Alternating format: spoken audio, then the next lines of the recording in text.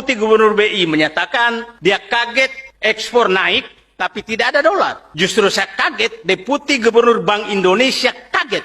Karena harusnya dia mengemukakan dolar tidak kembali adalah dari sini, ini. Nah itulah Presiden Jokowi menyatakan ekspor nikel yang diserahkan ke Cina katanya naik dari 2 miliar dolar menjadi 20 miliar dolar.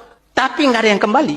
Itu sama dengan menyerahkan tambang kita ke Cina dan diangkut ke Cina dan tidak kembali. Terus itu tepuk tangan, hebat katanya. Hebatnya di mana? Kalau hanya itu pasti lebih hebat kita semua. Undang semua orang di sini ngambil, pergi sana.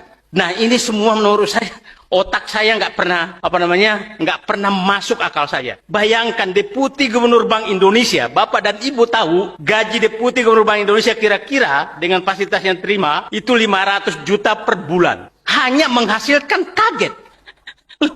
Logikanya di mana?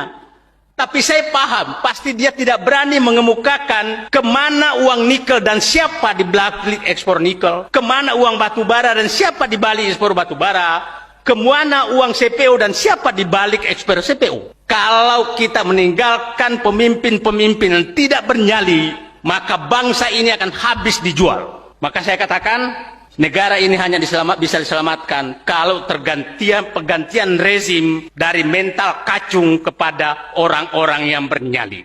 Itu saya pikir yang kita harus tanamkan selain kebersamaan.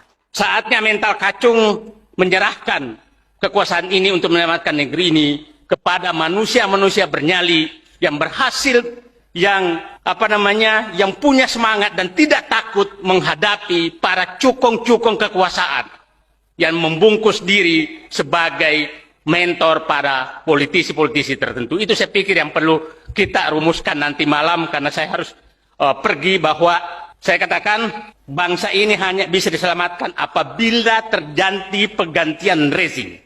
Tidak cukup hanya penggantian presiden.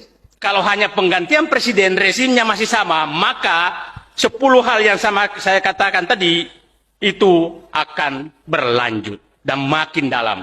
Jadi saya hanya menitip 10 hal tadi. Saya betul-betul berharap bahwa ini penjualan sumber daya alam kita harus hentikan, utang harus kita bayar. Utang ini, asal Bapak tahu, itu puncaknya nanti kira-kira di akhir pemerintahan berikutnya. Karena dia membuat utang itu jangka pendek, rata-rata 5-6 tahun.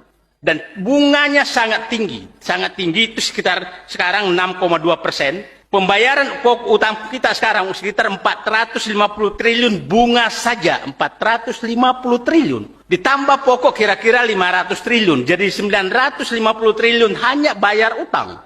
Hampir 50% pendapatan negara hanya dipakai untuk bayar utang. Jadi jangan Bapak dan Ibu heran, pupuk susah didapat, BBM harus naik, listrik harus naik, apa segala naik, karena tidak ada lagi uang dipakai untuk mensubsidi itu. Dipakai untuk bayar utang. Nah, dengan bangga terus menambah utang. Nah, itulah saya katakan tadi Presiden Soeharto itu membuat utang 47 juta per hari. Bung Karno, Pak SBY kira-kira 300 juta sehari. Jokowi kalau ditambah utang BUMN 3 triliun per hari. 3 triliun per hari. Nah, itulah kalau 3 triliun per hari dan membayar utang, kita membayar utang sekarang itu sekitar 2,7 triliun per hari, belum termasuk BUMN. Nah, itulah yang gambaran yang saya katakan.